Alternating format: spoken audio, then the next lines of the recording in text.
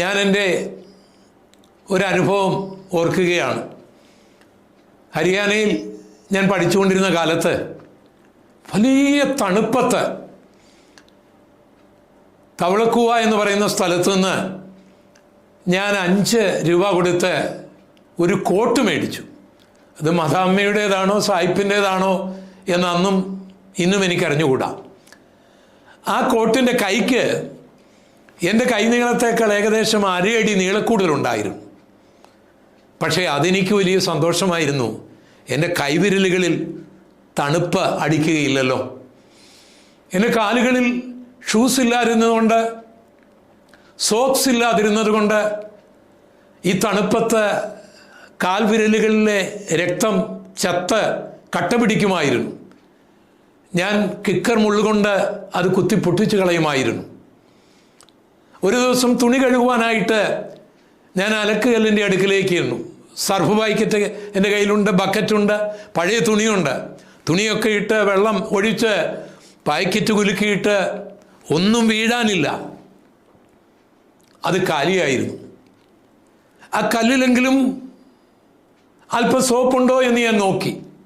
ഇല്ലായിരുന്നു. എനിക്ക് വലിയ ദുഃഖം തോന്നി.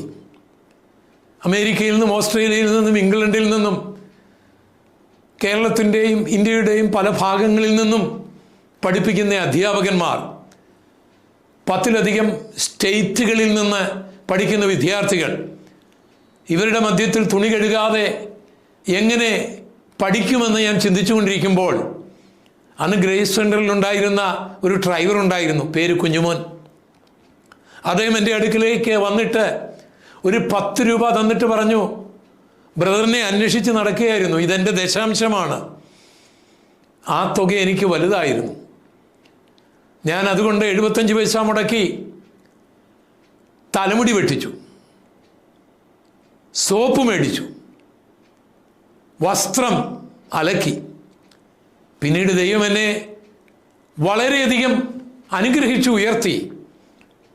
പക്ഷെ എനിക്ക് ആ 10 രൂപയും ആ കഴിഞ്ഞകാല അനുഭവങ്ങളും ആ 5 രൂപയ്ക്ക് ഞാൻ മേടിച്ച എൻ്റെ കൈനീളത്തേക്കാൾ 1/2 അടി നീളമുണ്ടായിരുന്ന ആ ആരോ ഉപയോഗിച്ച് കളഞ്ഞ ആ കോട്ടുമെല്ലാം എൻ്റെ മനസ്സിൽ നിന്ന് മാറിയിട്ട് ഞാനിപ്പോൾ ആരൊക്കെയോ ആണോ എന്തൊക്കെയോ ആണ് എന്ന് അഹങ്കരിച്ചാൽ അതെത്ര നിന്ദ്യമായ ഒരു സ്വഭാവമായിരിക്കും.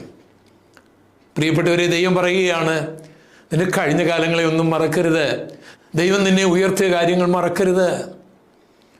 അതെല്ലാം ഓർക്കണം. അതൊന്നും പറയാൻ മടിക്കണ്ട. അപ്പോൾ ദൈവം അനുഗ്രഹിച്ചത്, ദൈവം ഉയർത്തിയത്, ദൈവം മാനിച്ചത് ഒക്കെ കുറെ കൂടെ തിളക്കമായിട്ട് മനുഷ്യർക്ക് മനസ്സിലാകുവാനും ദൈവത്തിന് നന്ദി പറയുവാനും ഇടയാകും.